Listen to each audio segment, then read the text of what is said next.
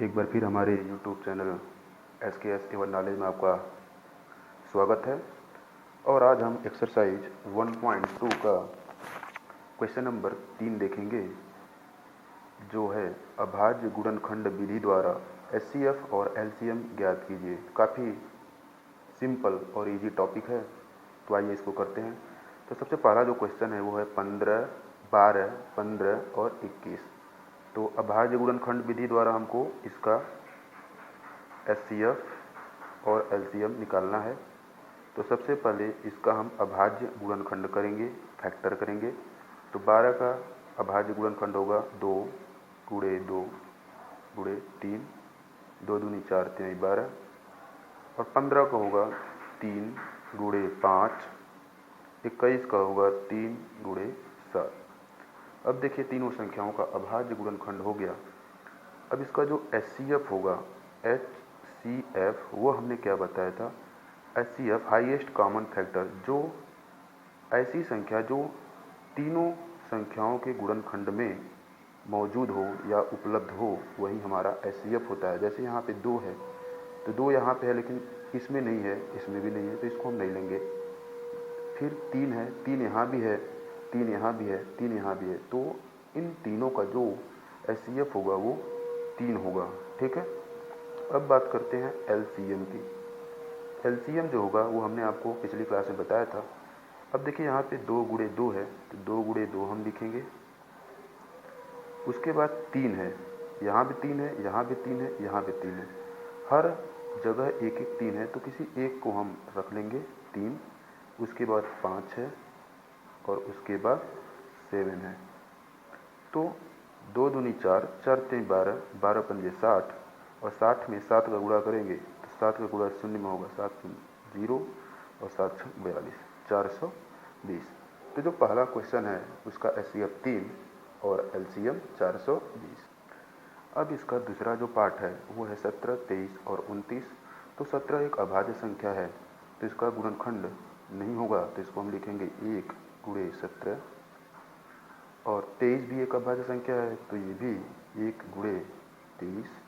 और 29 भी अभाज्य संख्या है, तो 1 गुणे 29।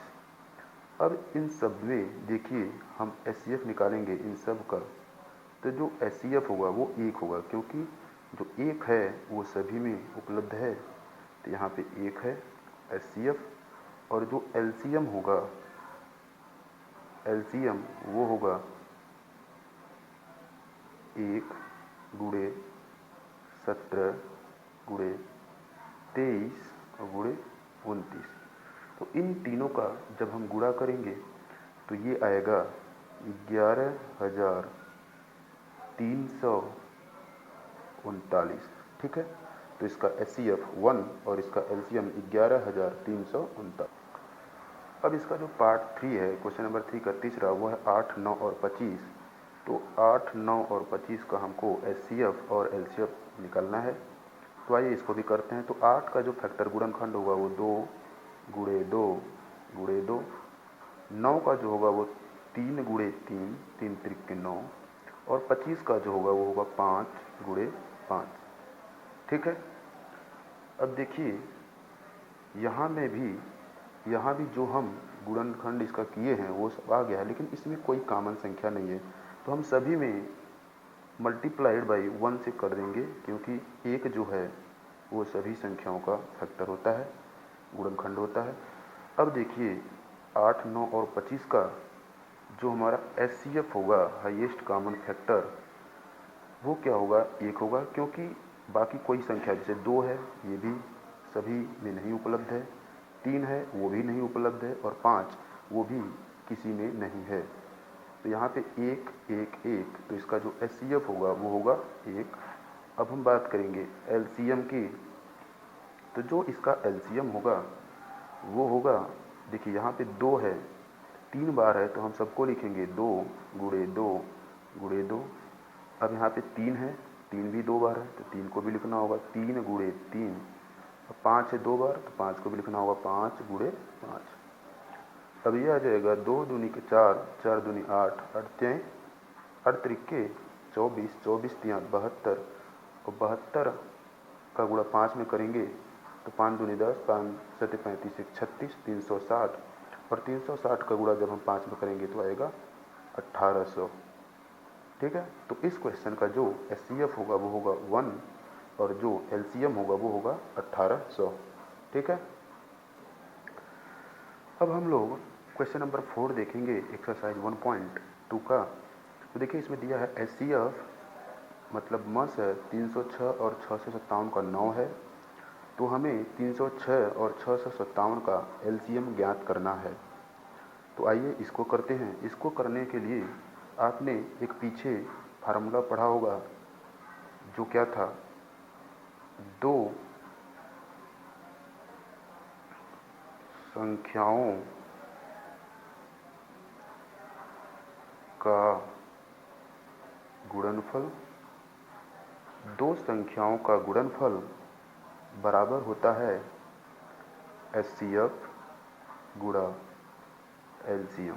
ठीक है, अब देखिए यहाँ पे जो दोनों संख्याएं हैं वो हमको दी गई हैं, वो हैं 306 गुणा और दूसरी संख्या है वो 657।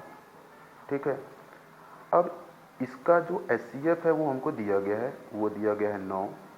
एलसीएम हमको नहीं दिया गया है, एलसीएम हमसे पूछा गया है। अब देखिए अगले लाइन में क्या होगा, 306 गुणा 657। अब देखिए यहाँ पे जो 9 है वो एलसीएम के साथ गुणा कर रहा है, हमको मान किसका निकालना है, एलसीएम का। तो इस एलसीएम का वैल्यू निकालना है, इसका मतलब इस 9 को हमको पक्षांतर करना होगा दूसरे साइड। तो यहाँ पे ये 9 गुणा कर रहा है, तो जब हम इस 9 को पक्षांतर करेंगे तो ये 9 इधर आके क्या कर देगा, भाग कर देगा, क्योंकि ये 9 यहाँ पे गुणा कर रहा था। तो इसको हम पक्षांतर कर देंगे तो यहाँ पे आके ये भाग कर देगा और यहाँ पे बचेगा हमारा एलसीएम। ठीक है, अब इस 9 से इसको हम थोड़ा सरल कर लेंगे, तो 9 से ये कट जाएगा, तो यहाँ पे 9 त्रिक 27 और बचेगा 3 और 9 चौके 36, 34 और 657। तो यहाँ पे 34 गुणे 657 बराबर एलसीएम। तो जो हमारा एलसीएम होगा 34 और 657 का हम गुणा करेंगे तो ये आएगा 22,338।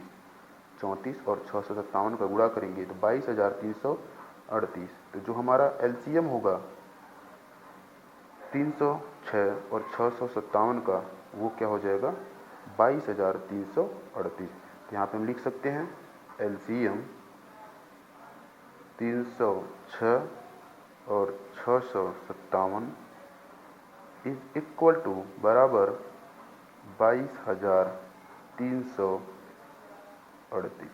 ठीक है, तो ये क्वेश्चन नंबर 4 था एक्सरसाइज 1.2 का। धन्यवाद।